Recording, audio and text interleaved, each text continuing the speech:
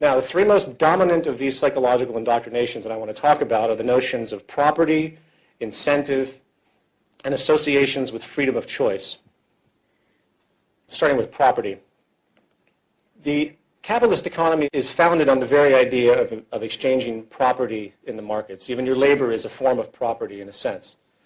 The world that we know is so bound up in the process of buying and selling that most just can't imagine any other way of functioning human affairs.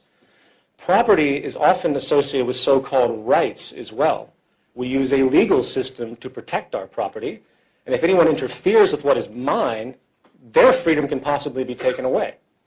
In fact, there is even an entire industry which is there to tell you what the best property there is to own. It's called advertising, of course. Yet, with all of this obsession over property, very few ask the question, why do we have property to begin with? The answer is simple. It's scarcity. Property is an outgrowth of scarcity. The farther we go back in time, the more difficult and time-consuming it was for people to create tools or extract a resource. They, in turn, protected it because it had immense value relative to the labor entailed along with the possible scarcity associated. People claim ownership because it is a legal form of protection. Property is not an American or free enterprise or capitalist idea. It is an ancient mental perspective necessitated from generations of scarcity. If there isn't scarcity, the rationale for property becomes an irrelevant issue. Now let's move on to the idea of incentive.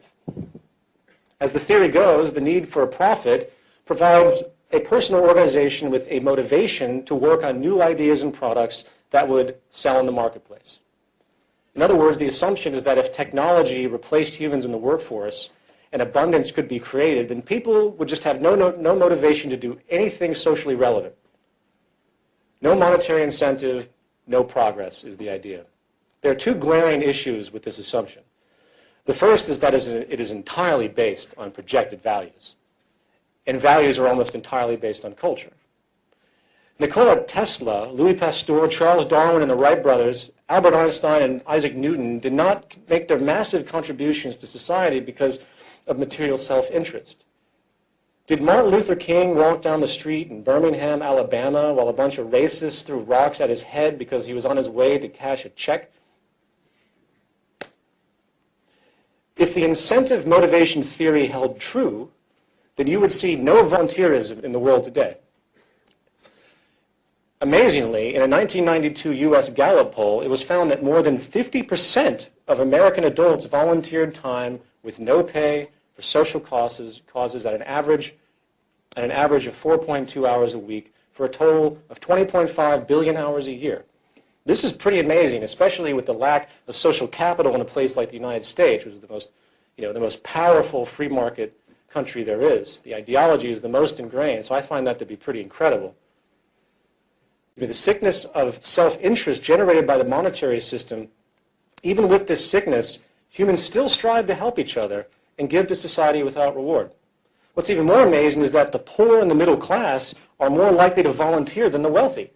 And think about that, these are the people that have the least amount of money.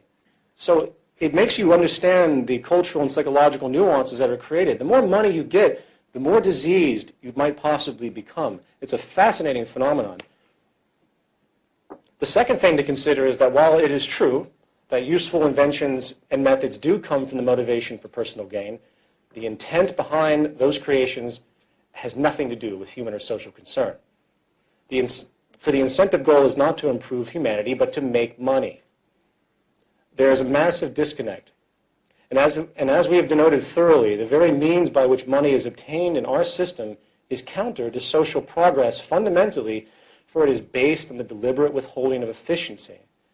And by the way, I haven't even addressed the traditional corruption that we see occurring on a daily basis, based and derived from this incentive for income, which spreads like a malignant cancer of indifferent self-interest, from product dishonesty, murder, fraud, theft, slave labor, outsourcing, price fixing, monopolistic collusion, redundant waste, environmental exploitation, illegal taxation, institutional theft, societal indifference, imposed psychological distortions, or advertising, and of course the sickest monetary incentive ever created, war.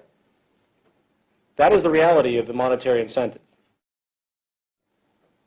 And the final myth for now, the freedom of choice. The free market is very persuasive for most people because it appears that the possibilities are endless and that they, the individual, have limitless choices.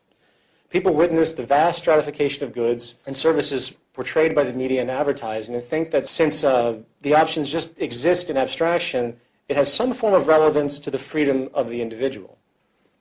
They can walk into a store and choose between 25 kinds of detergent and 75 kinds of sugar-coated cereal, yet they turn a blind eye with the fact that their lives are managed by, on average, 2 political parties. They pay no attention to the reality that 40% of the world's wealth is owned by 1% of the population, and thus 99% of the world's people will never obtain the luxuries afforded by the 1%.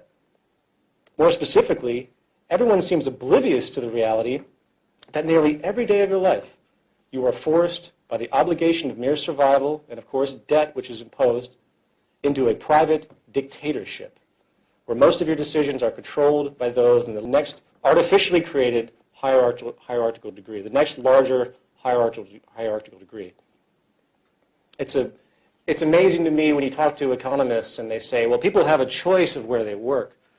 They only have a choice of where they work within a specific frame that is allowable based on their demographic of education, if you will. And of course, there's so many friend orientations in business. The ultimate fantasy is that anyone can be president in the United States. This is something that's been perpetuated. Like, these are groups that perpetuate themselves elitism. And elitism works in the same way in the corporate world. You are absolutely restricted. You have no freedom because you're forced to do the work as it is. And it's amazing to me, and I get this argument a lot from high-end economists. They say that you have freedom of choice. You can choose where you work. No, you really can't. When you get out of college, there's this wall of jobs, and you can find your slot, and that's about it. That's your choice. It's a preset choice. So, I ask you, what freedoms are we talking about? You're only as free as your purchasing power will allow you to be. And the statistics have proven that the socioeconomic rank you are born into tends to persist for the rest of your life. If you are born poor, you will likely remain poor. Why? Because all the odds are against you. If you are rich, you will likely remain rich. Why? Because all the odds are in favor. It is the nature of the system. For example, if you have $1 million and put it into a CD at 5% interest, you're going to generate $50,000 a year simply for that deposit. You are making money off money itself. Paper being made on top of paper, nothing more. No invention, no contribution to society, no nothing. That being denoted, if you are lower to middle class, who is limited in funds, and must get interest-based loans to buy your home or use credit cards, then you are paying interest into the bank, which the bank is then using, in theory, to pay the person's return with the 5% CD. Not only is this equation outrageously offensive due to the use of usury or interest to steal from the poor and give to the rich, but it also perpetuates class stratification by its very design, keeping the lower classes poor under the constant burden of debt and servitude, while keeping the upper classes rich with no means to, with the means to simply turn excess money into more money. The very idea that you can take money and turn it into more money is absolutely hilarious and corrupt.